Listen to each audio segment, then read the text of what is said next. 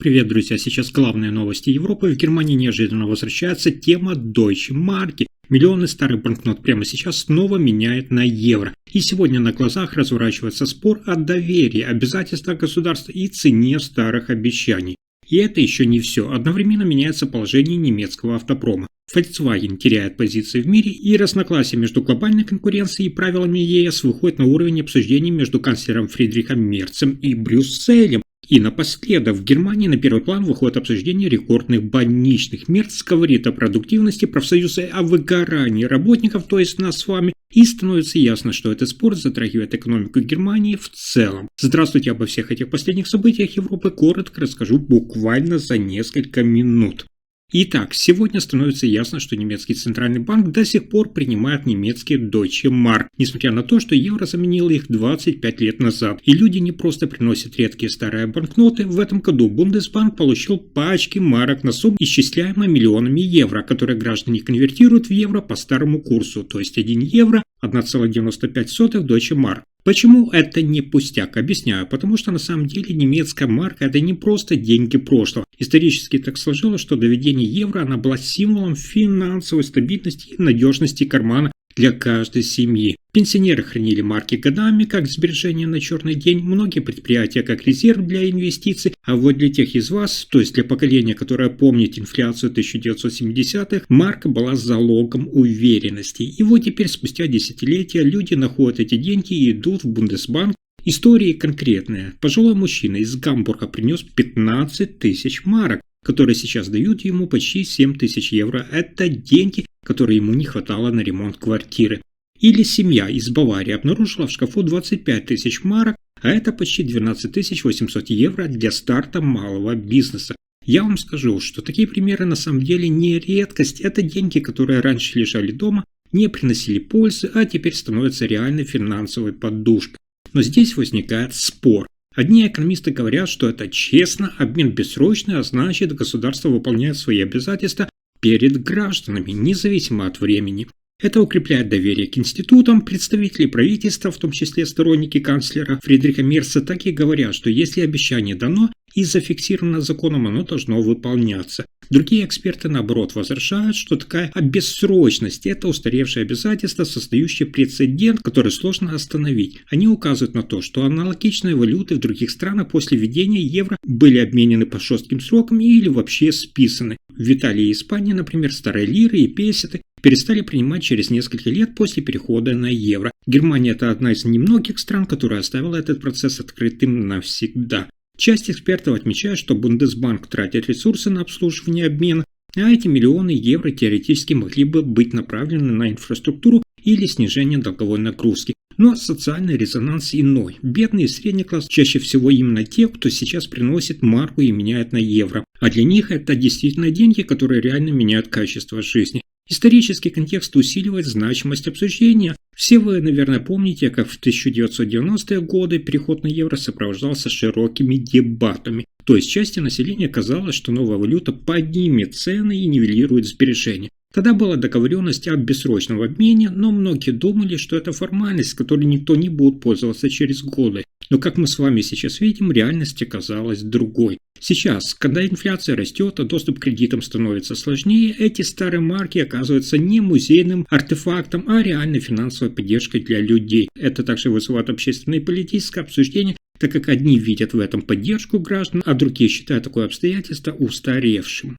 Следующая новость, одна из самых важных для Германии. Volkswagen продает меньше автомобилей в мире, чем год назад. Для концерна такого масштаба это тревожный сигнал, то есть если падают глобальные продажи, значит ломается модель роста, на которой немецкий автопром держался десятилетиями от послевоенного бума до эпохи глобализации. Сегодня по итогам года Volkswagen реализовал, внимание, около 9,6 миллиона автомобилей. Цифра сама по себе действительно огромная, но в сравнении с прошлым годом это спад. И дело не в одной ошибке менеджмента, а в том, что мировой рынок начал играть против старых лидеров, то есть меняется расклад. Реакция не заставила себя ждать, главный удар пришелся именно по Азии, прежде всего по Китаю. Именно там Volkswagen долгие годы зарабатывал основную прибыль, но есть нюанс. Сегодня ситуация перевернулась, так как китайские автопроизводители выпускают машины дешевле, быстрее обновляют модели и агрессивно демпингуют цены. Немецкое качество больше не компенсирует разницу в несколько тысяч евро, особенно для массового покупателя.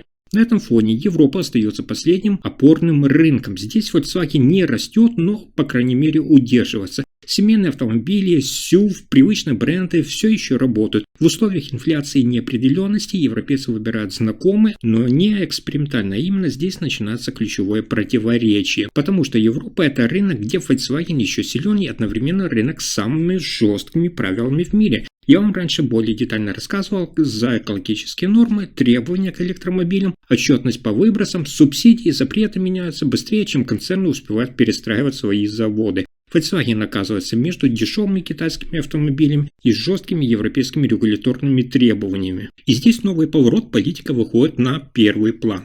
Канцлер Германии Фридрих Мерц уже прямо говорит, что автопром оказался под двойным давлением, то есть внешним и внутренним. С одной стороны глобальная конкуренция, с другой это решение самого Брюсселя, которое, по словам Мерца, часто принимается без оглядки на реальное состояние промышленности. Для него в этот момент ситуация вокруг Volkswagen становится вопросом устойчивости ключевой отрасли экономики Германии. Со своей стороны, глава Еврокомиссии Урсула фон дер Ляйен настаивает, что Европа не может отступать от курса на электрификацию и климатические цели, даже если это болезненно для автоконцернов. Сегодня Брюссель делает ставку на правила, считая, что именно они заставят промышленность меняться. Проблема в том, что меняться приходится быстрее, чем позволяет реальность рынка. Исторически немецкий автопром, как вы знаете, побеждал за счет инженерии и масштаба. В 1990-х, 2000-х Volkswagen скупал бренды, строил заводы по всему миру и диктовал стандарты. Сегодня масштаб уже не гарантирует успех. Гибкость и скорость стали важнее размеров, а именно с этим у крупных концернов самые большие трудности.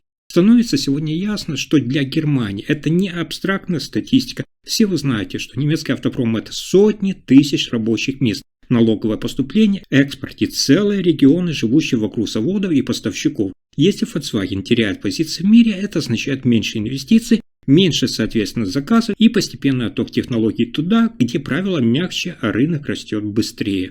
В итоге картина выглядит сегодня напряженной. Европа пока удерживает Volkswagen от резкого спада, но не компенсирует потери в Азии. А Азия больше не собирается возвращаться к прежней зависимости от немецких марок. Это новый расклад, при котором последствия решений отражаются на рабочих местах в Европе и будущем всей европейской автоиндустрии.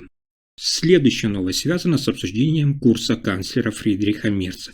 В Германии неожиданно растет число больничных, и это стало предметом открытой критики самого федерального канцлера Фридриха Мерца. Статистика с рабочих мест и офисов перешла в политическое обсуждение, потому что высокая заболеваемость влияет не только на бизнес, но и на экономику всей страны. По официальным данным, уровень больничных находится на рекордно высоком уровне за последние годы. В некоторых отраслях практически каждый 10-й сотрудник регулярно отсутствует по болезни.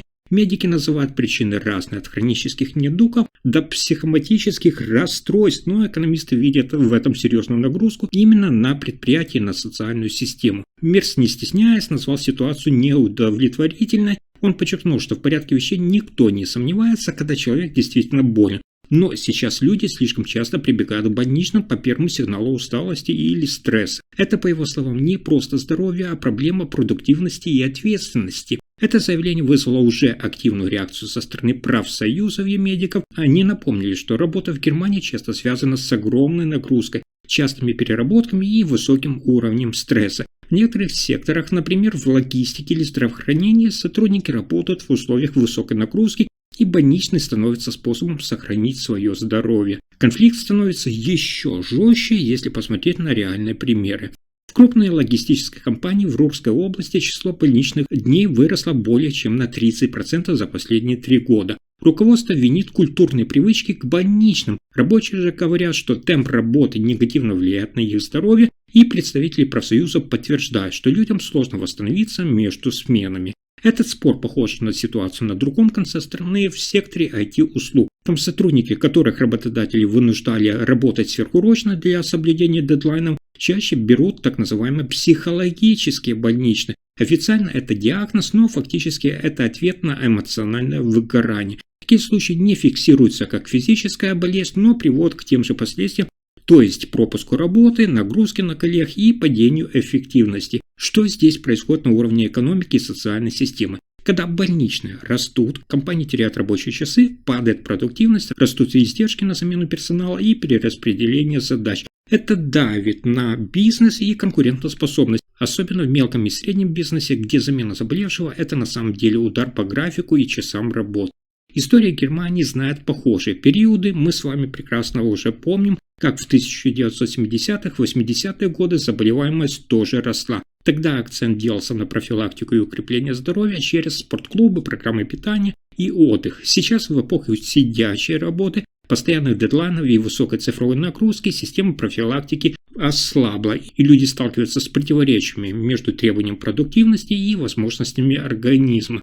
Здесь важно понять одну вещь, что высокая заболеваемость – это не только личное дело каждого, это социальный сигнал о том, что либо система труда адаптируется под человеческие возможности, либо эту цену платит не отдельная компания, а вся экономика. Профсоюзы говорят, что нужны более гибкие графики, поддержка психологического здоровья и программы восстановления. Работодатели упираются на дисциплину и ответственность. Таким образом, между этими позициями сохраняются существенные различия. Если сегодня игнорировать проблемы сотрудников, предприятия теряют кадры и рост. Но если закрывать глаза на организацию работы, государство со своей стороны несет нагрузку социальных выплат.